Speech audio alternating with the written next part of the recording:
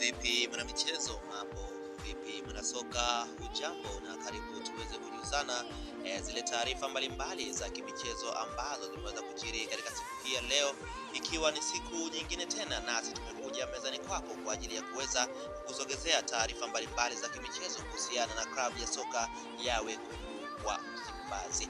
Bwana, tunafahamu kwamba klabu ya soka ya Wekundu wa Msimbazi siku ya tarehe 1 inashuka dimbani katika uwanja wa Azam Complex kuweza kucheza mchezo wao wa marudiano dhidi ya Power Dynamos ya huko nchini Zambia. Lakini kizuri ambacho kimewapendeza wengi ni Jean Otos Baleke kuweza kutoa ahadi yake ya kuweza kufanya unyama kama kawaida ambavyo tumeweza kumzoea Jean Otos Baleke ama top scorer wa NBC Premier League mpaka hivi sasa, miongoni mwa wachezaji mwenye mabao mengi hivi sasa katika ligi kuu soka Tanzania bara. Huwezi kupita bila kumtaja Jean Otos Baleke ambaye ana magoli 5 pamoja na assist 1. Pia vile vile ameweza kutoa ya kwake baada ya kuweza kuwa misi Power Dynamos katika mchezo uliocheza Ndora nchini Zambia. Hatimaye ameweza kutoa kauli yake na kusema kwamba anawasubiria katika uwanja wa Azam Complex na ataweza kusahisha makosa yake aliyeweza kuyafanya katika mchezo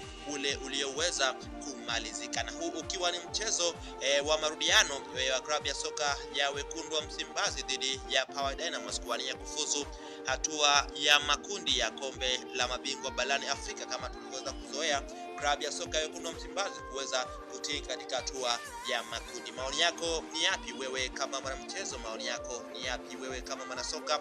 Usisite kutuachia maoni yako hapo chini sehemu ya comment. Tunaiombea Simba ushindi wa mabao mangapi dhidi ya Power Dynamos, nasi tutapitia comment yako moja baada ya nyingine. Tukukumbushe wewe ambaye bado hujasubscribe, usisahau kubonyeza alama ya subscribe. Asante kwa kuwa nasi, asante kwa kutufuatilia.